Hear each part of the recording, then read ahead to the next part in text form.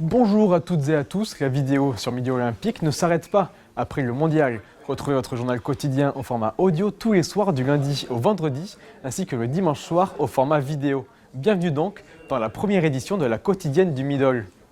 Au programme de cette édition, les résultats de votre week-end rugby avec la surprise paloise et le retour du stade toulousain. Les Saracens répondent par le terrain en Angleterre. Mais on débute par le top 14 et un résultat qui vient juste de tomber.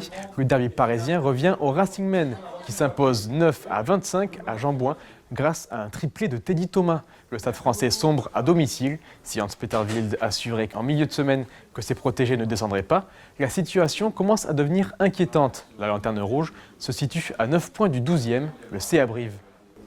Voici les autres résultats du week-end. L'exploit est palois. Il s'impose à Jean Daugé dans des conditions difficiles 9-3. L'UBB poursuit sur sa lancée face aux voisins Agenais sans encaisser le moindre point. Castres domine Brive dans une fin de match épique. Toulouse retrouve ses couleurs. Montpellier et Toulon ne parviennent pas à se départager à Mayol. Enfin, le dernier résultat concerne le leader, le Loup. Après une mauvaise entame, a complètement renversé La Rochelle 45-17. Mathieu Bastaro a disputé son dernier match en France avant de rejoindre la franchise de New York. On reste en France avec le Pro D2 et le leader Oyonnax est la seule équipe à être allée chercher un succès à l'extérieur avec beaucoup de marge en plus à Rouen. Valence Roman remporte son deuxième succès consécutif sur le fil face à Aurillac. En début d'après-midi, Colomiers n'a fait qu'une bouchée de Carcassonne, 40-15. Hier après-midi, l'équipe de France féminine s'est inclinée 20-10 au Michelin face à l'Angleterre. Mais les Bleus auront droit à une revanche samedi prochain en Grande-Bretagne.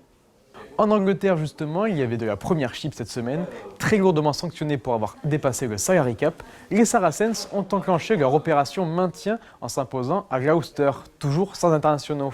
La surprise vient de Bristol, qui en s'imposant à Exeter s'empare du fauteuil de leader. À la une de votre journal Midi Olympique, ce soir en ligne et demain dans les kiosques, les espoirs de Galtier avec les jeunes Français qui ont performé ce week-end. Merci à toutes et à tous d'avoir suivi cette première édition de la quotidienne du Middle. On se retrouve demain sans les images, mais avec toutes les infos nécessaires sur midiolympique.fr.